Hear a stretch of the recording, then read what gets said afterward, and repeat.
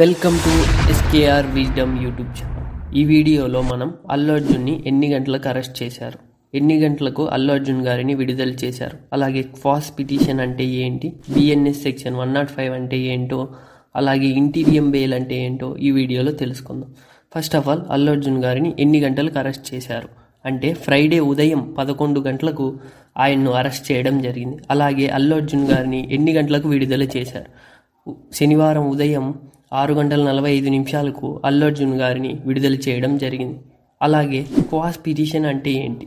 క్వాస్ means కొట్టివేయడం లేదంటే రద్దు చేయడం అని అర్థం.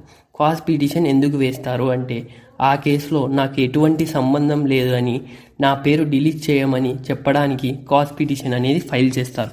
ఒక వ్యక్తి కోర్టులో అతనికి ఆ కేసుకి సంబంధం లేదని ఎనీ సర్కమ్స్టెన్స్ ఎవిడెన్స్ కనుక ప్రూవ్ చేస్తే కోర్టులో క్వాస్ పిటిషన్ అనేది యాక్సెప్ట్ చేస్తారు. నెక్స్ట్ వచ్చేసి బిఎన్ఎస్ సెక్షన్ 105 ఏం చెప్తుంది అంటే కల్పబుల్ హోమిసైడ్, దోషపూరిత నరహత్య. ఒక వ్యక్తిని డైరెక్ట్గా కానీ ఇండైరెక్ట్గా కానీ ఒక వ్యక్తిని ఇంటెన్షన్ తోటి ఒక పని చేసి చంపడాన్ని బిఎన్ఎస్ సెక్షన్ 105 అనేది డిఫైన్ చేస్తుంది. Next interim bail. Interim bail అన్న టెంపరీ బెయిల్ అన్న ఒకటే. అప్పటికప్పుడు స్పాట్లో ఇచ్చే బెయిల్ని ఇంటీరియం బెయిల్ అంటారు, దానినే టెంపరీ బెయిల్ అంటారు. మీకు ఈ వీడియో ఇన్ఫర్మేటివ్గా అనిపిస్తే లైక్ చేయండి, షేర్ చేయండి, సబ్స్క్రైబ్ చేసుకోండి.